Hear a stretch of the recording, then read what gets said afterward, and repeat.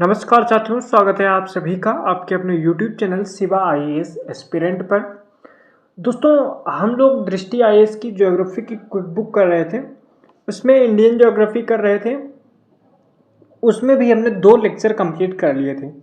आज का हमारा तीसरा लेक्चर है और इसमें हम लोग दर्रे, घाटियाँ और उत्तर भारत के विशाल मैदानों के बारे में संपूर्ण जानकारी लेने वाले हैं। किसी भी कम्पिटिटिव एग्जाम में जिसमें ज्योग्राफी पूछी जाती है, यहाँ से बहुत सारे क्वेश्चन बनते हैं, तो आप लोगों को इसको अच्छे से प्रिपेयर कर लेना है। शुरू करते हैं आज की इस वीडियो को, लेकिन उससे पहले आपको बता दें, अगर आप चैनल पर नए हैं तो चैनल को सब्सक्राइब कर लें। और अगर आपने इस सीरीज़ के पिछले वीडियो नहीं देखे हैं तो देख लीजिए, क्योंकि उसके बिना आपको समझने में प्रॉब्लम्स आ सकती हैं। तो चैनल को सब्सक्राइब कर लीजिएगा और वीडियो को लाइक कर दीजिएगा, दोस्तों के साथ शेयर भी कर दीजिएगा। चलिए शुरू करते हैं। अगर आपको बुक खरीदनी है तो आप लोग जो है इसको ऑनलाइन या ऑफलाइन कहीं से भी खरीद सकते हैं। चलिए शुरू करते हैं। तो यहाँ पे हिमालय के प्रमुख दर्रों के बारे में बात की गई है। Major passes of Himalaya. Himalaya को हमने पिछले वीडियो में पढ़ा दिया था, आप देख सकते हैं। चलिए देखते हैं। तो यहाँ पे सबसे पहले हम लोग बनिहाल दर्रे के बारे में बात करने वाले हैं। तो जो बनिहाल दर्रा है ये जम्मू कश्मीर में लघु हिमालय के पीर पंजाल पर्वत श्रेणी में स्थित है तथा श्रीनगर को जम्मू से जोड़ता है। तो कुछ बातें याद रखनी है बनिहाल दर्रे के बारे में। कहाँ है? तो जम्मू कश्मीर में है। लघु हिमालय का जो पीर पंजाल वाला पर्वत श्रेणी है उसमें मिलेगा और श्रीनगर को जम्मू से जोड़ता है, ये बात याद भी आपको रखना है। तो बनिहाल दर्रा श्रीनगर को जम्मू से जोड़ता है, ये बात आपको याद रखनी है। श्रीनगर से जम्मू का राजमार्ग NH44, जिसे पहले NH1A कहा जाता था, इसी दर्रे से होकर गुजरता है। आगे कह रहा है शीत ऋतु में यहाँ बर्फ का जमाव हो जाने के कारण आवागमन बाधित हो जाता है, तब पूरे वर्ष आवागमन के लिए 1956 में यहाँ देश के प्रथम प्रधानमंत्री पंडित जवाहरलाल नेहरू के नाम पर जवाहर सुरंग का निर्माण किया गया था। तो कहाँ पे? ये हम लोग बनिहाल दर्रे की बात कर रहे हैं। अगला दर्रा जो है वो लानकला दर्रा है। ये कहाँ है? तो ये ट्रांस हिमालय में जो है पड़ता है। उसमें भी ये करता क्या है? लद्दाख एवं तिब्बत के बीच संपर्क स्थापित करता है। लानकला दर्रा भारत लद्दाख के चीन अधिकृत क्षेत्र अक्साई चीन का हिस्सा है। तो अगर बात किया जाए लानकला दर्रा कहाँ पे मिलेगा, तो ये लद्दाख और तिब्बत को जोड़ता है लानकला। और आज के समय में जो अक्साई चीन वाला हिस्सा है जिसपे चाइना ने अधिकार कर रखा है, कब्जा कर रखा है, उस पे जो है मिलेगा। अगला दर्रा है, अपने सामरिक महत्व की दृष्टि से चीन ने इसी दर्रे यानी लानकला दर्रे को चीन ने इसी दर्रे से होकर शिंजियांग एवं तिब्बत को जोड़ने के लिए सड़क मार्ग का निर्माण किया है। अगला दर्रा है नाथुला दर्रा। ये भी कई बार एग्जाम में पूछा जाता है। यह सिक्किम के वृहद हिमालय क्षेत्र में स्थित है। कहाँ स्थित है? तो सिक्किम में स्थित है। अभी आगे लिस्ट से भी हम लोग इनको कवर करेंगे। तथा गंगटोक एवं ल्हासा यानी कि भारत चीन के बीच संपर्क मार्ग स्थापित करता है। सन 1962 के भारत चीन संबंध युद्ध के बाद इसे बंद कर दिया गया था, परंतु 2006 में इसे पुनः खोल दिया गया है। कह रहा है कि यह दर्रा भारत एवं चीन के बीच होने वाले प्राचीन व्यापारिक सिल्क मार्ग की एक उप शाखा का भाग था। तो कौन सा? नाथुला। आगे हम बात करेंगे यह जोजिला दर्रा की। तो ये क्या है? ये जास्कर स्टडी लद्दाख में स्थित है तथा श्रीनगर, कारगिल एवं लेह के बीच संपर्क स्थापित करता है। जोजिला दर्रा जो है श्रीनगर, कारगिल एवं लेह के बीच, श्रीनगर लेह जो रास्ता है उसके बीच संपर्क स्थापित करता है। श्रीनगर जोजिला मार्ग के सामरिक महत्व को देखते हुए इसे राष्ट्रीय राजमार्ग NH1 कहा गया है, घोषित किया गया है तथा इसके निर्माण एवं रखरखाव का कार्य BRO बॉर्डर रोड ऑर्गेनाइजेशन सीमा सड़क संगठन को सौंपा गया है। तो जोजिला दर्रा इंपॉर्टेंट रहेगा क्योंकि इसका जो नेशनल हाईवे 1 है वो इसी से गुजरता है, जोजिला दर्रे से। श्रीनगर को लेह से जोड़ता है। BRO के द्वारा इसको जो है इसकी जिम्मेदारी सौंपी गई है रखरखाव की। हो गया जोजिला दर्रा। आगे है लिपुलेख दर्रा। लिपुलेख दर्रा उत्तराखंड के कुमायूं श्रेणी में स्थित है। तो लिपुलेख दर्रा कहाँ मिलेगा आपको? उत्तराखंड में मिलेगा, जो उत्तराखंड के कुमायूं क्षेत्र को तिब्बत से जोड़ता है। जो लिपुलेख दर्रा है ये तिब्बत को जोड़ता है। मानसरोवर तथा कैलाश पर्वत जाने वाले भारतीय तीर्थयात्रियों द्वारा इसी मार्ग का उपयोग किया जाता है। इसी दर्रे का, लिपुलेख दर्रे का उपयोग किया जाता है। लिपुलेख दर्रा भारत एवं चीन के बीच होने वाले व्यापार के लिए स्थलीय मार्ग भी प्रदान करता है। भारत, चीन व नेपाल के मध्य सीमा बनाता है लिपुलेख दर्रा। अगला दर्रा है बोमडिला दर्रा है। तो बोमडिला दर्रे के बारे में बात किया जाए तो ये अरुणाचल प्रदेश में अवस्थित है तथा अरुणाचल प्रदेश को तिब्बत की राजधानी ल्हासा से जोड़ता है। बर्फबारी तथा प्रतिकूल मौसम के कारण यह शीत ऋतु में बंद हो जाता है बोमडिला।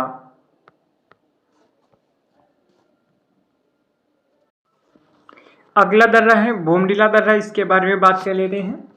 यह उत्तरांचल अरुणाचल प्रदेश में है, अरुणाचल प्रदेश में अवस्थित है तथा अरुणाचल प्रदेश को तिब्बत की राजधानी ल्हासा से जोड़ता है। बोमडिला दर्रा कहाँ पे है? अरुणाचल प्रदेश में है और ये क्या करता है? तिब्बत से अरुणाचल प्रदेश को जोड़ता है। बर्फबारी तथा प्रतिकूल मौसम के कारण यह शीत ऋतु में बंद रहता है। आगे डिफू दर्रा इंपॉर्टेंट है। डिफू दर्रा अरुणाचल प्रदेश में स्थित है तथा भारत, चीन तथा म्यांमार की सीमाओं के बीच स्थित है।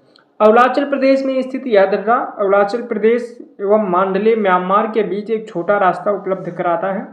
भारत एवं म्यांमार के बीच यह एक परंपरागत मार्ग है जो व्यापार एवं परिवहन के लिए पूरे वर्ष खुला रहता है। ठीक है। अगला है कराकोरम दर्रा। तो जो कराकोरम दर्रा है हिमालय के कराकोरम श्रेणियों के मध्य लद्दाख संघराज्य क्षेत्र में स्थित है, जो भारत एवं चीन के बीच एक संपर्क मार्ग प्रदान करता है। भारत एवं चीन के बीच तनाव की स्थिति होने के कारण कराकोरम दर्रे को वर्तमान समय में आने जाने के लिए बंद कर दिया गया है तथा चीन द्वारा वर्तमान में इस दर्रे पर अतिक्रमण कर लिया गया है। ठीक है। आगे हिमालय पर्वत श्रृंखलाओं में स्थित सभी दर्रों में कराकोरम दर्रा सर्वाधिक ऊंचाई पर स्थित है, जो लगभग 5540 मीटर की ऊंचाई पर है। अगला दर्रा है रोहतांग दर्रा। तो रोहतांग दर्रे के बारे में यहाँ पे बात की गई है। रोहतांग दर्रा हिमाचल प्रदेश में लघु हिमालय में स्थित है। यह एक प्रमुख दर्रा है जो मनाली को लेह से एक सड़क मार्ग द्वारा जोड़ता है। तो मनाली को लेह से कौन सा दर्रा जोड़ता है? तो ये जो है आपका रोहतांग दर्रा है। रोहतांग दर्रा केवल मई से नवंबर तक ही खुला रहता है, क्योंकि अन्य समय बर्फीले तूफान तथा हिमस्खलन के कारण इस मार्ग पर यात्रा करना बहुत मुश्किल हो जाता है। आगे बता रहे रोहतांग दर्रा को हिमाचल प्रदेश के लाहौल स्पीति जिले का प्रवेश द्वार कहा जाता है। अगर पूछा जाएगा हिमाचल के लाहौल स्पीति जिले का प्रवेश द्वार किसे कहा जाता है, तो रोहतांग दर्रा कहते हैं। यह दर्रा कुल्लू और लाहौल स्पीति को आपस में जोड़ता है। ठीक है। आगे कह रहा है रोहतांग दर्रे हिमालय की पीरपंजल श्रेणी में अत्याधुनिक सुविधाओं से युक्त 9.02 किलोमीटर लंबी अटल टनल का निर्माण किया गया है। रोहतांग दर्रे में ही यह सुरंग मनाली और लेह के बीच की दूरी को 46 किलोमीटर तक कम कर सकती है। BRO बॉर्डर रोड ऑर्गेनाइजेशन द्वारा यह निर्मित यह सुरंग औसत समुद्र तल से 3000 मीटर 10,000 फीट की ऊंचाई पर दुनिया की सबसे लंबी सड़क सुरंग है। अगला दर्रा है बुर्जिला दर्रा। तो बुर्जिल दर्रा है, इसके बारे में हम लोग बात करेंगे। बुर्जिल दर्रा वृहद हिमालय में भारत एवं पाकिस्तान के बीच नियंत्रण रेखा है उस पर स्थित है बुर्जिल दर्रा, भारत और पाकिस्तान के बीच। बुर्जिल दर्रा जो है ये क्या है? कश्मीर, गिलगित एवं श्रीनगर के बीच का एक प्राचीन मार्ग है। इसी दर्रे से होकर मध्य एशिया का मार्ग गुजरता है। शीत ऋतु में बर्फ से ढक जाने के कारण यह व्यापार एवं परिवहन के लिए बंद रहता है। यह दर्रा पाकिस्तान अधिकृत कश्मीर घाटी तथा भारत की कश्मीर घाटी को लद्दाख के देवसाई मैदान से जोड़ता है। तो चलिए आगे देखते हैं। तो आगे यहाँ पे देख सकते हैं भारत के प्रमुख दर्रे मैप में दिए हुए हैं। इसमें बहुत सारे दर्रे दिए हुए हैं, इनको आप लोग पढ़ लीजिएगा, ध्यान से देख लीजिएगा। आगे हम लोग पढ़ लेते हैं कि दर्रा कौन सा कहाँ पे है। लिस्ट के थ्रू आप लोग इसको मैप पे एक बार ऐसे इसको स्क्रीनशॉट ले लीजिए और आराम से देख लीजिएगा, मैंने हाईलाइट कर दिया है। चलिए देखते हैं। तो यहाँ पे नाम दिया हुआ है दर्रे का, हिमालय का प्रदेश दिया हुआ है और अवस्थिति और मार्ग बताया गया है कौन कौन से मार्ग पर अवस्थित है। तो सबसे पहले यहाँ पे बात किया गया है कराकोरम दर्रे की। तो कराकोरम जो दर्रा है ये ट्रांस हिमालय प्रदेश में स्थित है, वहीं लद्दाख में अवस्थित है और भारत चीन के जो मार्ग है उससे गुजरता है। इससे आगे है देप्सांगला जो ट्रांस हिमालय का हिस्सा है, लद्दाख में अवस्थित है, भारत चीन मार्ग इससे गुजरता है। आगे है लानकला दर्रा, ये भी ट्रांस हिमालय में है, लद्दाख जो है लद्दाख स्टेट में पड़ता है आपका और भारत चीन मार्ग इससे गुजरता है। चांगला भी इसी तरह का दर्रा है, ट्रांस हिमालय में अवस्थित है, लद्दाख में उपस्थित है और भारत चीन मार्ग इससे गुजरता है। जाराला दर्रा ट्रांस हिमालय में स्थित है, लद्दाख में अवस्थित है और भारत चीन रास्ता इससे गुजरता है। इसी तरह से खारदुंगला जो दर्रा है ये भी ट्रांस हिमालय में स्थित है और लद्दाख में अवस्थित है, भारत चीन रास्ता इससे गुजरता है। तो फिर से देख लीजिएगा एक साथ दर्रे सारे जो भी हैं कौन कौन सा कहाँ से गुजर रहा है, और सारे के सारे ट्रांस हिमालय में अवस्थित हैं और लद्दाख में पड़ेंगे, आपको मिलेंगे। भारत चीन रास्ता इनसे गुजरता है। कौन कौन से हैं? कराकोरम, देपसांग, लानकला, चांगला, जारा, खारदुंगला, ये सारे के सारे लद्दाख में अवस्थित हैं। और भारत चीन जो रास्ता है, मार्ग है, वो यहीं से गुजरता है। अगर हम लोग बुर्जिला और जोजिला दर्रा की बात किया जाए तो ये वृहद हिमालय में अवस्थित हैं, जम्मू कश्मीर में आपको देखने को मिलेगा और श्रीनगर को गिलगित से जोड़ता है।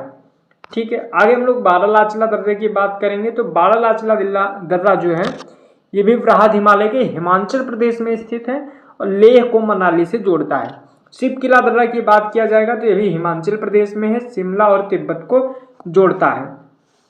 नीति दर्रा के बारे में बात किया जाए तो वृहद हिमालय में है और उत्तराखंड में मिलेगा, भारत चीन को जोड़ता है। इसी तरह से माना और नीति दोनों ही दर्रे उत्तराखंड में अवस्थित हैं और भारत चीन को आपस में जोड़ते हैं। अगर हम लोग बात किया जाए मुलिंगला, तो मुलिंगला और लिपुलेख दर्रा जो है ये भी उत्तराखंड में अवस्थित हैं दोनों, और भारत चीन को आपस में जोड़ते हैं। आगे के दर्रों की अगर बात किया जाए तो यहाँ पे नाथुला दर्रा और जिलेपला दर्रा, ये दोनों के दोनों दर्रे कहाँ हैं? सिक्किम में अवस्थित हैं। गंगटोक को ल्यासा यानी कि तिब्बत से जोड़ते हैं। पीर पंजाल दर्रे की बात किया जाए तो लघु हिमालय प्रदेश में अवस्थित है, जम्मू कश्मीर राज्य में मिलेगा आपको देखने को। जम्मू को श्रीनगर से जोड़ता है पीर पंजाल। बनिहाल दर्रे की बात किया जाए तो ये जम्मू कश्मीर में मिलेगा, श्रीनगर को जम्मू से जोड़ता है। रोहतांग दर्रे की बात किया जाए तो हिमाचल प्रदेश में ये मनाली को लेह से जोड़ता है, रोहतांग दर्रा। बोमडीला, यांगयाप, लेखापानी दर्रे की बात किया जाएगा तो ये तीनों के तीनों दर्रे कहाँ मिलेंगे? आपको अरुणाचल प्रदेश में मिलेंगे। और अरुणाचल प्रदेश को ल्यासा यानी कि भारत को तिब्बत से जोड़ता हुआ बोमडीला, यांगयाप और बोमडीला दर्रा आपको दिखेगा। और अगर बात किया जाए अरुणाचल प्रदेश में कौन कौन से दर्रे हैं तो यांगयाप और लेखापानी दर्रा भी देखने को मिलेगा। इसी तरह से जो दिफू दर्रा है ये क्या है? उत्तर पूर्वी हिमालय यानी कि अरुणाचल प्रदेश में अवस्थित है। अरुणाचल प्रदेश को किससे जोड़ता है? म्यांमार से जोड़ता है। पांगसौ दर्रा की बात किया जाए तो ये भी अरुणाचल प्रदेश में अवस्थित है, अरुणाचल प्रदेश और म्यांमार को जोड़ता है। तुजू दर्रा कहाँ पे है? तो ये मणिपुर में है, मणिपुर और म्यांमार को जोड़ता है। तो चलिए एक बार फिर से ये सारे के सारे दर्रे हम लोग मैप में भी देख ही लेते हैं। तो ये देखिए खारदुंगला दर्रा यहाँ पे है, खारदुंगला दर्रा, और जोजिला दर्रा यहाँ पे है, बुर्जिल दर्रा यहाँ पे है, पीर पंजाल दर्रा यहाँ पे है, बनिहाल दर्रा यहाँ पे है। और अगर और दर्रों की बात किया जाए तो आगे आते हैं हम लोग, चांगला दर्रा यहाँ पे आप लोग देख सकते हैं, बारालाचला दर्रा यहाँ पे देख सकते हैं। ठीक है, और हम लोग शिवकिला की बात करेंगे तो शिवकिला दर्रा यहाँ पे है, और ये देखिए यहाँ पे आपका दर्रा जो है ये कौन सा है? रोहतांग दर्रा आपको देखने को मिलेगा। ये हो गए। अगर हम लोग जो है मुलिंगला की बात करेंगे, ये देखिए यहाँ पे दर्रा है। और अगर हम लोग यहाँ पे माना दर्रे की बात करेंगे तो ये यहाँ पे है मानाला, और नीति की बात करेंगे तो यहाँ पे है, और लिपुलेख यहाँ पे आप लोग देखने को मिलेगा। ये हो गए दर्रा। आगे हम लोग अगर देखते हैं कि आगे हम लोग आ जाते हैं कहाँ पे? सिक्किम पे। तो सिक्किम पे एक है नाकुला या फिर नाथुला दर्रा, और यहाँ पे देख सकते हैं नाथुला, जेलेपला, ये तीनों दर्रा कहाँ आपको मिलेंगे? सिक्किम में मिलेंगे। और बात किया जाए कि अरुणाचल प्रदेश में कौन कौन से दर्रे हैं तो आपको मैं दिखा देता हूँ। तो सबसे पहले बूमडीला, यहाँ पे देख सकते हैं आपको बूमडीला। यांगयाप दर्रा आपने पढ़ा होगा कि जो हमारी नदी है ब्रह्मपुत्र वो यांगयाप दर्रे के पास से ही निकलती है। ये देखिए यहाँ पे दिहांग पास है। ठीक है, और यहाँ पे और देख सकते हैं आप लोग दिहांग पास, ये हो गया, यांगयाप दर्रा ये हो गया। ठीक है, और अगर बात किया जाए तो इसमें लेखा पानी की बात किया जाए तो ये देखो लेखा पानी यहाँ पे है। ये हो गए अरुणाचल प्रदेश के। और यहाँ पे जो मणिपुर है, यहाँ पे कौन सा दर्रा हम लोगों ने पढ़ा? हम लोगों ने अभी सारे के सारे दर्रे कर लिए हैं यहाँ पे, और देखते हैं कि कौन कौन से दर्रे बचे। तो यहाँ पे हमने दर्रे कर लिए हैं। हाँ, अरुणाचल प्रदेश में एक दिफू दर्रा और मणिपुर का तुजू दर्रा भी आपको याद रखना है। ठीक है, तो ये हो गए सारे के सारे दर्रे। अब हम लोग आगे पढ़ने वाले हैं घाटियाँ। तो दर्रे आप 2 से 3 बार देखिएगा। इसका स्क्रीनशॉट ले लीजिए, इसको भी अच्छे से पढ़ लीजिएगा और आपको जो है ये भी याद हो जाएगा। ठीक है, ले लीजिए। चलिए आगे पढ़ते हैं हम लोग। अब घाटियों के बारे में जानकारी ले लेते हैं। तो सबसे पहले यहाँ पे जम्मू और कश्मीर में घाटियों का विवरण दिया हुआ है। चलिए घाटियों के बारे में क्वेश्चन बनता है, तो घाटियाँ भी थोड़ा सा पढ़ ही लेते हैं। यहाँ पे सबसे पहले मरखा घाटी के बारे में जानकारी दी हुई है। तो कह रहा है लद्दाख की प्रसिद्ध घाटी है। तो सबसे पहले याद रखना, मरखा घाटी कहाँ मिलेगी? लद्दाख में मिलेगी। हेमिस राष्ट्रीय उद्यान हेतु मार्ग उपलब्ध कराती है, यानी कि अगर आपको हेमिस नेशनल पार्क जाना है तो कहाँ से जाएंगे आप लोग? मरखा घाटी से जाएंगे। कश्मीर घाटी की बात किया जाएगा तो इसको बताने की जरूरत नहीं है कहाँ पे मिलेगा, लेकिन महान हिमालय एवं पीर पंजाल श्रेणियों के मध्य जो है कश्मीर घाटी मिलती है। इसकी अवस्थिति जो है बनिहाल दर्रे द्वारा जम्मू से जुड़ी हुई है। कौन? कश्मीर घाटी। तो अभी अगर आपसे पूछा जाए कि बनिहाल दर्रा कौन सी घाटी को जोड़ता है, तो बनिहाल जो है वो कश्मीर घाटी को जम्मू से जोड़ता है। आगे है नुब्रा घाटी की बात। नुब्रा घाटी जो है सियाचिन हिमनद से निकलने वाली नुब्रा नदी द्वारा निर्मित है। ठीक है, नुब्रा नदी जो है निकलती है सियाचिन ग्लेशियर से, उसी के थ्रू नुब्रा घाटी का विकास हुआ है। सुरु घाटी की बात किया जाएगा तो ये जो है कारगिल कस्बे के लिए अच्छी काफ़ी महत्वपूर्ण है सुरु घाटी। ठीक है, यानी कि कारगिल के आसपास मिलेगी। गलवान घाटी जो है ये कहाँ पे? गलवान नदी द्वारा निर्मित घाटी है, जो कि लद्दाख में वास्तविक नियंत्रण रेखा LAC के समीप अवस्थित है। आगे बात किया जाएगा हिमाचल प्रदेश में कौन कौन सी घाटियां हैं। तो किन्नौर घाटी सबसे पहले बात किया जाएगा। तो ये क्या है? यह घाटी हिमाचल प्रदेश के उत्तर पूर्वी भाग में स्थित है, जो तिब्बत की सीमा के समीप है, या हिमाचल प्रदेश को अंतिम गांव चिटकुल को मार्ग प्रदान करती है। यानी कि जो हिमाचल प्रदेश का अंतिम गांव चिटकुल है, वहां जाना है तो आपको कौन सी घाटी से जाना पड़ेगा? किन्नौर घाटी से जाना पड़ेगा। आगे है पार्वती घाटी। तो पार्वती घाटी जो है हिमाचल प्रदेश के कुल्लू स्थित यह एक घाटी हिंदू एवं सिख तीर्थ यात्रियों को मणिकरण शहर जाने के लिए मार्ग प्रदान करती है। मणिकरण गर्म पानी के फव्वारों के लिए प्रसिद्ध है। ठीक है, तो आप पार्वती घाटी को भी याद रखना है, कहाँ का रास्ता देती है? मणिकरण का रास्ता जो है देती है। आगे है सांगला घाटी। सांगला घाटी जो है बास्पा घाटी के नाम से भी जाना जाता है, हिमाचल प्रदेश में आपको देखने को मिलेगी। मालना घाटी जो कि हिमाचल प्रदेश में छोटा यूनान के रूप में प्रसिद्ध है। कौन? मालना घाटी यूनान के रूप में, छोटा यूनान के रूप में हिमाचल प्रदेश में प्रसिद्ध है। कुल्लू घाटी के बारे में बात किया जाए तो इसे हम लोग देवताओं की घाटी भी कहते हैं। इसे 7 दिवसीय दशहरा त्योहार के लिए भी जाना जाता है। ये धौलाधार एवं पीर पंजाल श्रेणियों के मध्य में स्थित है कुल्लू घाटी। इसी को हम लोग क्या बोलेंगे? देवताओं की घाटी। कहाँ अवस्थित है? हिमाचल प्रदेश में। आगे बात किया जाएगा पांगी घाटी के बारे में। तो पांगी घाटी लाहुल, पंगवाला और भोटिया लोगों का आवास क्षेत्र है पांगी घाटी।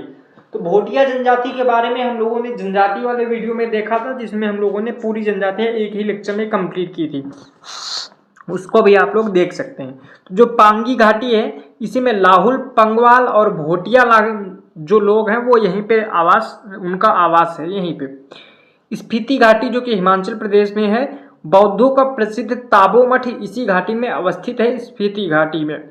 लाहौल घाटी भी हिमाचल प्रदेश में मिलेगी। इसी घाटी से होकर ही चंद एवं भागा नदियां प्रवाहित होती है लाहौल घाटी से। कांगड़ा घाटी की बात किया जाएगा तो जो धर्मशाला आपने सुना होगा, प्रमुख सांस्कृतिक एवं पर्यटन स्थल धर्मशाला इसी घाटी में अवस्थित है, कांगड़ा घाटी में।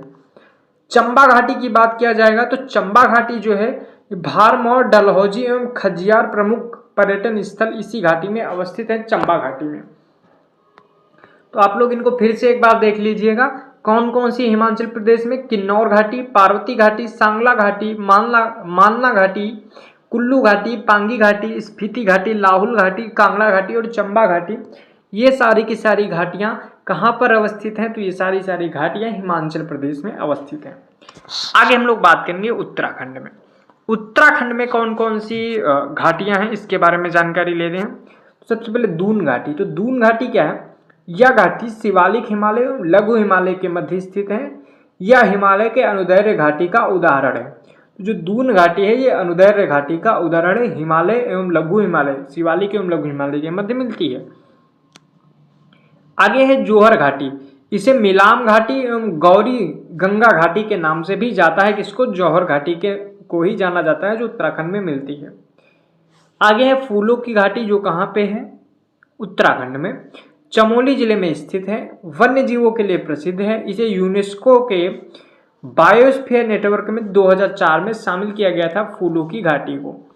आगे है धर्मा घाटी, धर्मा घाटी इसका निर्माण धर्मा गंगा नदी द्वारा हुआ है, तो इसीलिए इसको हम लोग धर्मा घाटी बोलते हैं। आगे है सोर घाटी, यह घाटी पिथौरागढ़ में स्थित है, यहाँ कत्यूरी राजवंश का शासन था, ये अयोध्या से यहाँ आए थे। नेलांग घाटी की बात किया जाएगा, उत्तराखंड में है, यह घाटी उत्तरकाशी जिले में स्थित गंगोत्री नेशनल पार्क में अवस्थित है। नेलांग घाटी यह भारत चीन सीमा के निकट स्थित है, इसे वर्ष 1962 के युद्ध के बाद बंद कर दिया गया था, मई 2015 में इसे फिर से खोल दिया गया है। अब हम लोग यहाँ पे पश्चिम बंगाल के बारे में, थोड़ी सी घाटी के बारे में बात कर लेते हैं। यहाँ पे मिलती है न्योरा घाटी, यह दार्जिलिंग के कलिम्पोंग में स्थित है, इसे 1986 में राष्ट्रीय पार्क घोषित किया गया था न्योरा घाटी को। चुम्बी घाटी की बात किया जाएगा तो ये कहाँ है, सिक्किम में है चुम्बी घाटी।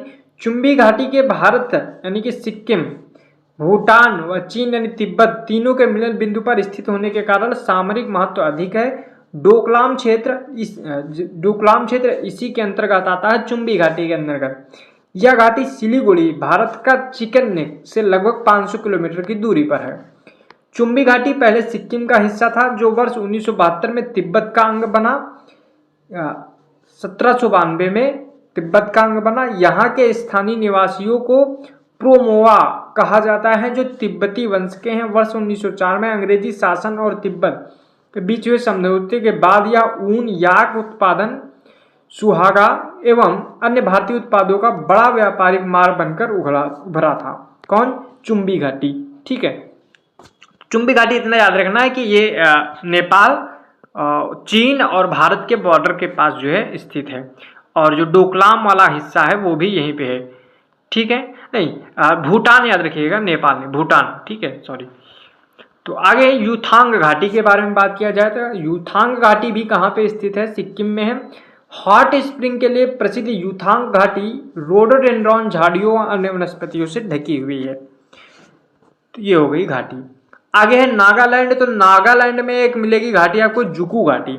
जुकू घाटी क्या है, भारत के पूर्वोत्तर राज्य नागालैंड में स्थित है। जून एवं सितंबर माह में संपूर्ण घाटी जंगली फूलों से ढक जाती है। आंध्र प्रदेश में मिलेगी अराकू घाटी।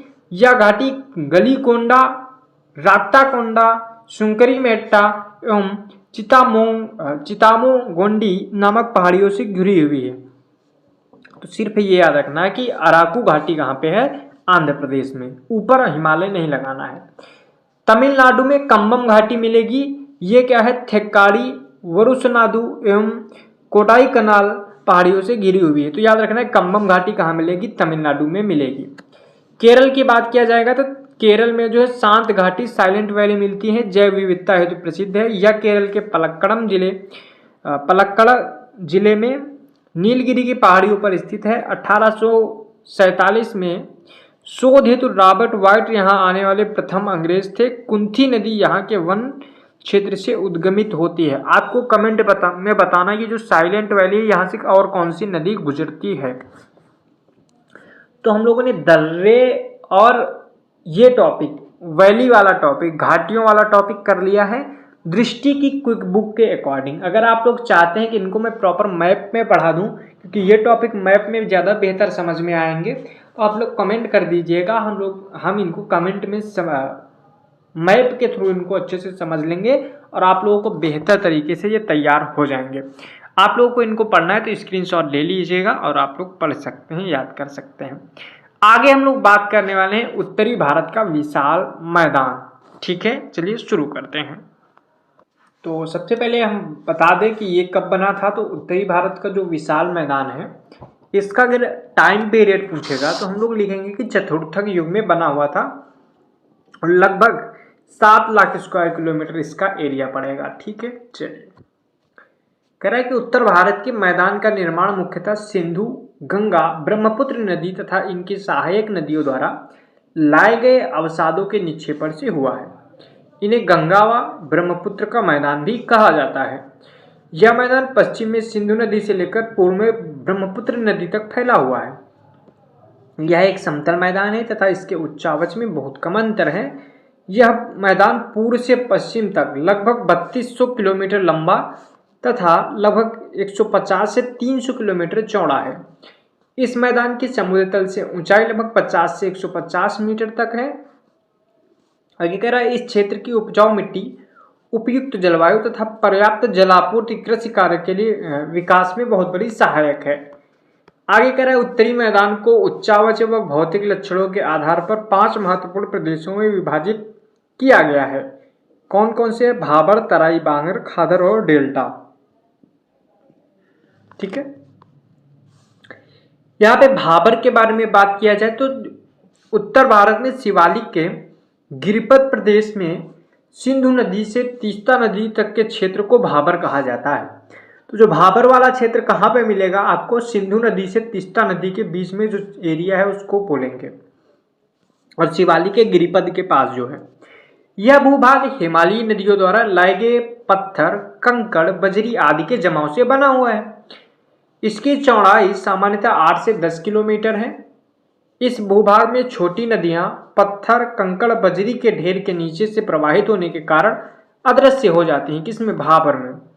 यह क्षेत्र कृषि के लिए उपयुक्त नहीं होता है क्योंकि यहाँ पे बहुत बड़े बड़े पत्थर, कंकड़ और बजरी पाई जाती है। तो अब हम आगे तराई क्षेत्र के बारे में देखने वाले हैं। तो कह रहा है कि यह क्षेत्र भाबर क्षेत्र के दक्षिण का दलदली क्षेत्र है तथा बारीक कंकड़, पत्थर, रेत तथा चिकनी मिट्टी से बना है। इसकी चौड़ाई 10 से 20 किलोमीटर चौड़ी है। आगे कह रहा है, भाबर क्षेत्र में जो नदियां अदृश्य हो जाती हैं वे तराई क्षेत्र के धरातल में पुनः दृश्यमान हो जाती हैं। वर्षा की अधिकता के कारण तराई का विस्तार पश्चिम से पूर्व की ओर अधिक पाया जाता है। यानी कि जो तराई क्षेत्र है ये पूर्व में अधिक चौड़ा है और जो पश्चिम है वहाँ पे कम चौड़ा है, इस तरह से। ठीक है, इस क्षेत्र में ढाल की कमी के कारण पानी बिखरा हुआ बहता है जिससे इस क्षेत्र की भूमि सदैव नम रहती है एवं कृषि के लिए विशेषकर गन्ना, चावल एवं कृषि हेतु उपयुक्त होती है। किसमें? तराई क्षेत्र में। आगे हम लोग बांगर क्षेत्र की बात करेंगे। कह रहा है कि यह उत्तरी मैदान की उच्च भूमि है जो पुरानी जलोढ़ मिट्टी से बनी। जलोढ़ मतलब नदियों के द्वारा जो है, नदी जो है जल के साथ जो भी मिट्टी वगैरह लाती है, मिट्टी रेत, उसी को जलोढ़ बोलेंगे, उससे बनी है। उत्तरी मैदान का सबसे विशालतम भाग पुरानी जलोढ़ यानी बांगर का बना है। इसका विस्तार मुख्य रूप से पंजाब और उत्तर प्रदेश के मैदानी भागों में पाया जाता है। इसमें कंकड़ भी पाए जाते हैं। शुष्क क्षेत्रों में इसे लवणीय एवं क्षारीय उत्फलन देखे जाते हैं। यानी कि इसमें क्या होता है, लवण और क्षार भी मिलते हैं बहुत ज़्यादा, जिन्हें रेह अथवा कल्लर कहा जाता है। बांगर क्षेत्र नदियों के बाढ़ वाले मैदान के तल के ऊपर स्थित होता है, इसलिए यहाँ नदियों के बाढ़ का जल नहीं पाया जाता है, नहीं पहुँच पाता। यानी कि नदियाँ यहाँ तक नहीं पहुँच पाती क्योंकि ये ऊंचाई पर स्थित है, तो इसीलिए इसको यहाँ पे क्या है, बाढ़ का पानी नहीं पहुँच पाता है बाढ़ के क्षेत्रों में। ठीक है, आगे कह रहा है, यह क्षेत्र कृषि कार्य हेतु कम उपयोगी होता है तथा इसमें भूमिगत जल स्तर की गहराई अधिक होती है। बांगर क्षेत्र में अपक्षय के कारण भूमि के ऊपर की मुलायम मिट्टी नष्ट हो गई है और वहाँ अब कंकरीली भूमि मिलती है, कंकरीली भूमि मिलती है। ऐसी भूमि को भूड़ कहा जाता है, जिसमें कंकड़, ऐसी मिट्टी जिसमें कंकड़ पाए जाए उसे क्या बोलते हैं, भूड़ बोलते हैं। आगे है खादर। खादर के बारे में, ये क्या है, नवील जलोढ़ होता है। इसको हम लोग कांप मिट्टी भी कहते हैं या फिर कांप मिट्टी पाई जाती है। ठीक है, इसमें क्या होता है, कांप मिट्टी पाई जाती है। इसके विस्तार के बारे में अगर बात किया जाए तो पूर्वी उत्तर प्रदेश, बिहार एवं पश्चिम बंगाल में इसे पाया जाता है। खादर क्षेत्र नदियों के निचले हिस्से में स्थित जो भी मलबा है जिस पर बाढ़ के समय जलोढ़ की नई मिट्टी या फिर नई परत जम जाती है। ठीक है, यानी कि जो खादर क्षेत्र है ये नदियों के निचले हिस्से में, जैसे कि बांगर क्या था, ऊपरी हिस्से में अवस्थित था, लेकिन खादर क्या है, निचले हिस्से में अवस्थित है। तो जब यहाँ पे बाढ़ आएगी तो यहाँ तक पानी भर जाएगा, तो इसे हम खादर बोलेंगे। इसमें नया जलोढ़ आता रहता है। यह क्षेत्र कृषि कार्य हेतु बहुत उपजाऊ होता है। इसमें भूमिगत जल स्तर ऊंचा होता है। खादर भूमि की मृदा में चीका की अधिकता होती है, जो इसे नमी धारण करने की क्षमता देती है। जितनी ज्यादा चीका उतनी ज्यादा नमी धारण करने की क्षमता। यह क्षेत्र मिट्टी चावल यह क्षेत्र या फिर यह मिट्टी चावल, गेहूं, गन्ना, तिलहन, दलहन आदि की कृषि हेतु प्रसिद्ध है। कौन सी? खादर वाली।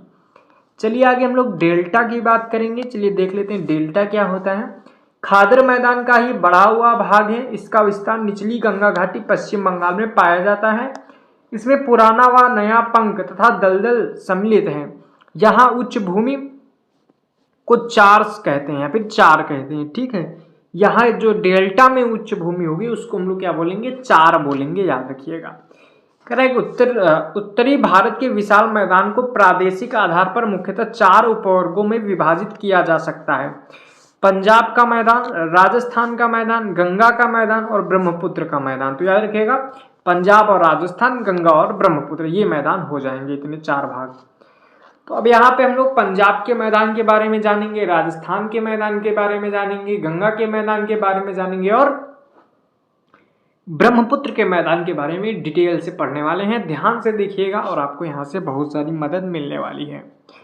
चलिए देखते हैं पंजाब के मैदान के बारे में क्या जानकारी है, क्या उपलब्ध है, यहाँ पे पढ़ लेते हैं। पंजाब के मैदान सिंधु तथा इसकी सहायक नदियों झेलम, चिनाब, रावी, व्यास तथा सतलुज के द्वारा निर्मित मैदान को पंजाब का मैदान कहते हैं। उसका भौगोलिक विस्तार भारत एवं पाकिस्तान दोनों देशों में है, लेकिन सर्वाधिक विस्तार पाकिस्तान में है पंजाब के मैदान का।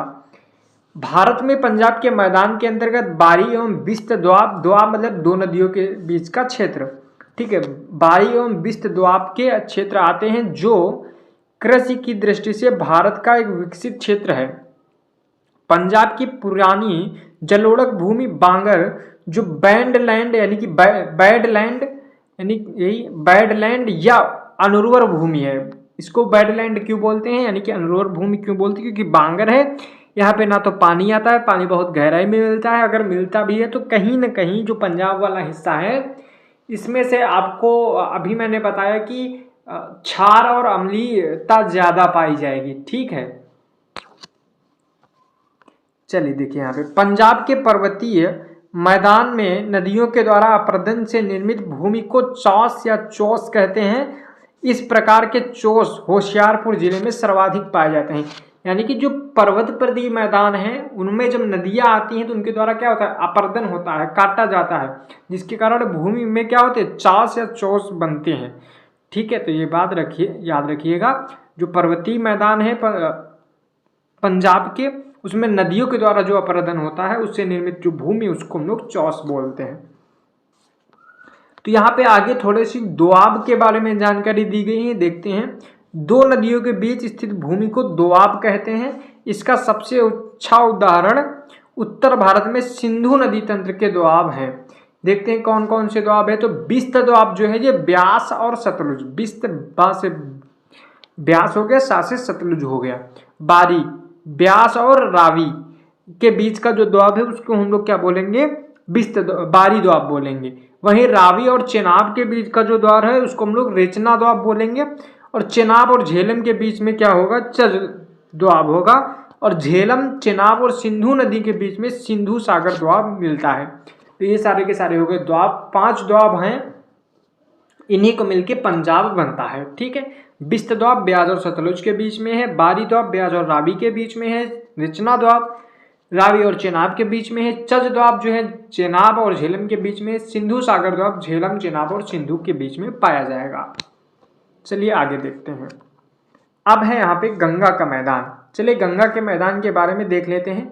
गंगा के मैदान को जनरली 3 भागों में बांटा जाता है, ऊपरी गंगा का मैदान, मध्य गंगा का मैदान और निम्न गंगा का मैदान। ऊपरी गंगा के मैदान में आएगा रुहेलखंड का मैदान और अवध का मैदान। मध्य गंगा के मैदान में आएगा पूर्वी उत्तर प्रदेश का मैदान और बिहार का मैदान। और निम्न गंगा के मैदान में आएगा पश्चिम बंगाल का मैदान। अब हम लोग यहाँ पे अगर बात करें आगे, बिहार का जो मैदान है इसको हम लोग 3 भी भागों में बांट सकते हैं, सारण का मैदान, मगध का मैदान और मिथिला का मैदान। तो आगे चलिए देखते हैं। अब हम लोग गंगा के मैदान के बारे में जनरल इंट्रोडक्शन, जनरल जानकारी ले लेते हैं। कह रहा है कि इसका विस्तार उत्तर प्रदेश, बिहार एवं पश्चिम बंगाल तक है। गंगा तथा उसकी सहायक नदियों के द्वारा निर्मित मैदान को मुख्यतः 3 मैदानी प्रदेशों में सीमांकित किया जा सकता है: ऊपरी गंगा का मैदान, मध्य गंगा का मैदान और निम्न गंगा का मैदान। देखते हैं यहाँ पे गंगा के मैदान की रचना एक अग्रगर्त यानी कि 4 डीप में हुई है। जब प्रायद्वीपीय भूखंड ने हिमालय के दक्षिणी प्रसार को रोका तो हिमालय के उच्च वलनों के समक्ष एक अग्रगर्त निर्मित हो गया, जो धीरे धीरे हिमालय से निकलने वाली नदियों द्वारा अवसादों से भर गई। ठीक है, अब समझो यहाँ पे हुआ क्या।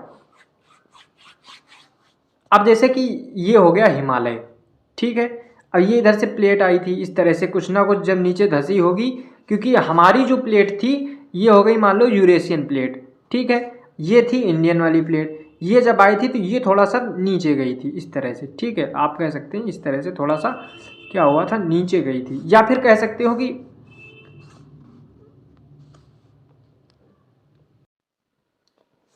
गंगा के मैदान की रचना एक अग्रगर्त में हुई है। जब प्रायद्वीपीय भूखंड ने हिमालय के दक्षिणी प्रसार को रोका तो हिमालय के उच्च वलनों के समक्ष एक अग्रगर्त निर्मित हो गया, जो धीरे धीरे हिमालय से निकलने वाली नदियों द्वारा लाए गए अवसादों से भर गया। ठीक है, जिससे अंततः गंगा के विशाल मैदान का निर्माण हो। मतलब हुआ ये कि जब हिमालय बन गया तो उसके साइड में दक्षिणी हिस्से में यानी भारत की तरफ क्या हुआ, एक गर्त बन गया। उस गर्त में जब नदियां आई और उनका अपरदन के द्वारा उसको भर दिया अपनी मिट्टी से, तो उसी से क्या हुआ, यहाँ के मैदान का निर्माण हुआ था। आगे कह रहा है कि गंगा के मैदान में पूर्व से पश्चिम की ओर जाने पर बंगाल की खाड़ी की शाखा के द्वारा होने वाली वर्षा की मात्रा में समुद्र से दूरी बढ़ने के कारण कमी आ जाती है। मध्य गंगा का मैदान बाढ़ से सर्वाधिक प्रभावित क्षेत्र है। ठीक है, मध्य गंगा का जो भाग है, कह रहा है कि मध्य गंगा के मैदान में गोखुर झील, ऑक्सबो लेक अधिक पाई जाती है, क्योंकि इस भाग में नदियां विसर्प के रूप में बहती। ऑक्सबो लेक होती क्या है, जैसे नदियां आती है तो देखते होगे ऐसे ऐसे आती, कभी कभी होता क्या है कि ये नदी इतना ऐसे बिल्कुल पास से हो जाती है, ऐसे गई तो मान लो कि यहाँ से इतना ये कट गया तो नदी इधर से आने लगी, अब ये जो इतना हिस्सा था ये अलग हो गया, तो इसको क्या बोलेंगे, ऑक्सबो लेक बोलेंगे इसी को हम लोग। ठीक है, तो जो है यहाँ पे मध्य गंगा के मैदान में पाई जाती हैं। तो यहाँ पे आप देख सकते हैं उत्तर भारत है, यहाँ पे मैदान की बात की गई है। ये हो गई हमारी सबसे जो नदी हो गई हमारी पंजाब वाली, सारी 5 नदियाँ ये हो गई, गंगा सतलज वगैरह। यहाँ से आप देख सकते हो ये पूरी की पूरी गंगा इधर चली जाएगी और इधर से आती हुई हमारी ब्रह्मपुत्र चली जाएगी। ये पंजाब का मैदान हो गया, ये राजस्थान का मैदान हो गया। यहाँ से शुरू होता है गंगा का मैदान, यहाँ तक आता है। ठीक है, गंगा के मैदान में ये देखिए अपर गंगा का मैदान, ये हो गया मिडिल गंगा का मैदान, और ये हो गया लोअर गंगा का मैदान। ठीक है, निम्न गंगा का मैदान। ठीक है, तो आप यहाँ पे मैप में देख सकते हैं। कह रहा कि गंगा के मैदान में यत्र तत्र गर्त पाए जाते हैं, जिसे पटना के निकट जल्ला तथा मोकाम के निकट टाल कहते हैं। पश्चिम बंगाल में जल से भरे ऐसे गर्तों को बील कहा जाता है। तो अगर पूछा जाएगा बील क्या होता है, तो जो गंगा के मैदान हैं उनमें क्या है, गड्ढे पाए जाते हैं, गड्ढे पाए जाते हैं और उन्हीं में भर जाता क्या, पानी। गर्त जो पाए जाते हैं गंगा के मैदान में उसी में पानी भर जाता है, तो उसी को हम लोग क्या बोलते हैं, बील बोलते हैं। जलपाईगुड़ी तथा दार्जिलिंग जिले का पर्वतीय तथा तराई का क्षेत्र दुआर कहलाता है। दुआर कैसे कहेंगे, जलपाईगुड़ी तथा दार्जिलिंग जिले का पर्वतीय तथा तराई क्षेत्र, इसी को हम लोग दुआर बोलते हैं। इसमें ये जो हिस्सा पड़ेगा आपका गंगा का मैदान वाला, इसमें। ठीक है, राजस्थान के मैदान के बारे में थोड़ी सी जानकारी ले लेते हैं। हो गया है गंगा का मैदान वाला हिस्सा, अब देखते हैं राजस्थान मैदान के बारे में जानकारी। कह रहा है इसका विस्तार पश्चिम में अरावली से लेकर भारत पाकिस्तान की सीमा तक, उत्तर में पंजाब हरियाणा के मैदान तक तथा दक्षिण में गुजरात के मैदान तक फैला है। कह रहे राजस्थान का मैदान तथा केंद्रीय उच्च भूमि के बीच अरावली पर्वत एक विभाजक रेखा का कार्य करती है।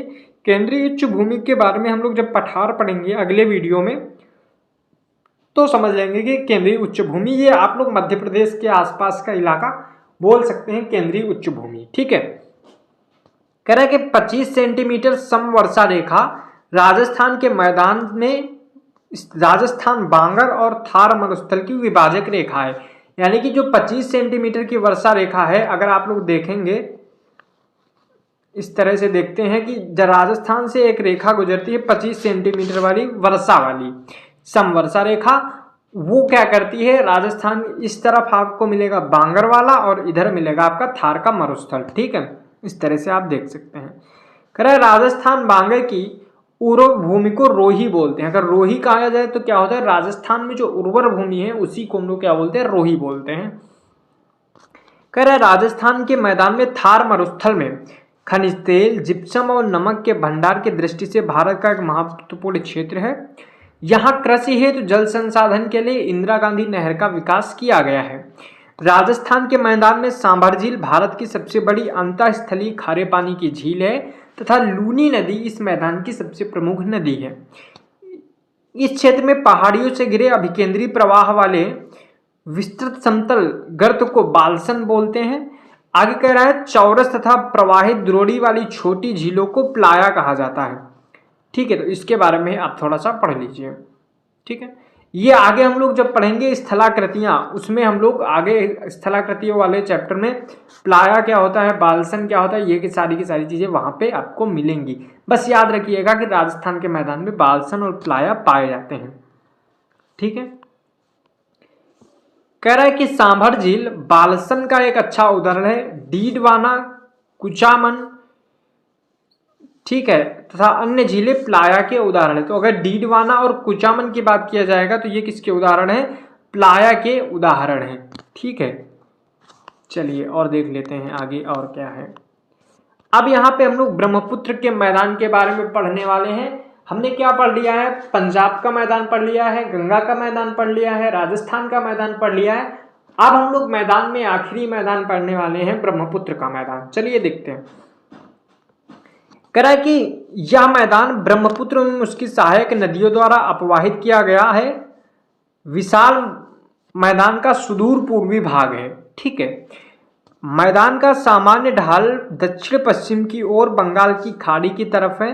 ढाल प्रवणता के कम होने के कारण इस क्षेत्र में कई नदी द्वीप बन गए हैं, जैसे माजुली नदी द्वीप। ठीक है, यानी कि ढाल कम है तो उसके कारण बीच बीच में टापू बन गए हैं, जिनको हम लोग क्या बोलते हैं, द्वीप बोलते हैं। एक ऐसे ही द्वीप है माजुली द्वीप, जो कि बहुत बड़ा है, जो कि एक डिस्ट्रिक्ट भी घोषित किया गया है। कह रहा है कि असम घाटी के उत्तरी किनारों का ढाल खड़ा, परंतु दक्षिणी किनारे का ढाल मेघालय की तरफ मंद पाया जाता है। यानी कि जो असम घाटी के उत्तरी किनारे हैं उनका ढाल क्या है, खड़ा है, परंतु दक्षिणी किनारे का ढाल जो है मेघालय की तरफ मंद है। ठीक है, यह मैदान भारत के सबसे उपजाऊ मैदानों में से एक है तथा यहाँ मुख्य रूप से चावल तथा पटसन की खेती की जाती है। ब्रह्मपुत्र मैदान के कुछ भागों में सहायक नदियों द्वारा निर्मित शंकुओं के निर्माण से प्रवाह मार्ग क्या हो जाता है, अवरुद्ध हो जाने के कारण गोखुर झील, बील, दलदल एवं तराई क्षेत्र बन जाते हैं। होता क्या है, जो ब्रह्मपुत्र नदी आती है तो उसके मार्ग में जो नदियां हैं उनके द्वारा क्या शंकु बन जाता है। यानी कि जब आती हैं, जब मिलती हैं, तो वहां पे जब एक नदी दूसरे से मिलती है तो वहां पे क्या हो जाता है, शंकु का निर्माण होता है। उसके निर्माण के कारण क्या हो जाता है, मार्ग रुक जाता है नदी का, और गोखुर झील, बिल, दलदल आदि तराई जैसे क्षेत्र का निर्माण हो जाता है। ठीक है, आगे कह रहा है भारतीय मरुस्थल के बारे में, इंडियन डेजर्ट के बारे में यहाँ पे बात की गई है। थोड़ा सा इसे भी देख ही लेते हैं। कह रहा है कि 25 सेंटीमीटर वर्षा या उससे कम वर्षा वाले क्षेत्र को मरुस्थल की श्रेणी में रखा जाता है। भारत में अरावली पर्वत के उत्तर पश्चिमी तथा पश्चिमी किनारे पर बालू के टिब्बों से ढका एक तरंगित मरुस्थली मैदान है, जिसे थार का मरुस्थल कहा जाता है। आगे कह रहा है थार के मरुस्थल का अधिकांश भाग राजस्थान में स्थित है, परंतु कुछ भाग पंजाब, हरियाणा एवं गुजरात के प्रांत में भी फैला हुआ है। विश्व के मरुस्थलीय क्षेत्रों में सर्वाधिक जनघनत्व थार के मरुस्थल में ही पाया जाता है। ढाल के आधार पर थार के मरुस्थल को दो भागों में बांटा गया है, उत्तरी भाग और दक्षिणी भाग। उत्तरी भाग जिसका ढाल पाकिस्तान के सिंध प्रांत की ओर है, दक्षिणी भाग जिसका ढाल कच्छ के रण की ओर है। ठीक है, तो ये हो गया आपका मैदान वाला भाग। मैदान पढ़ लिए, इस वीडियो में हमने दर्रे पढ़ लिए हैं और क्या पढ़ लिया है, घाटियां पढ़ लिया है। तो ये 3 टॉपिक आपके हो गए हैं। इनको आप 2 से 3 बार देखिएगा, रिवाइज कीजिएगा और आपको आसानी से समझ में आ जाएगा।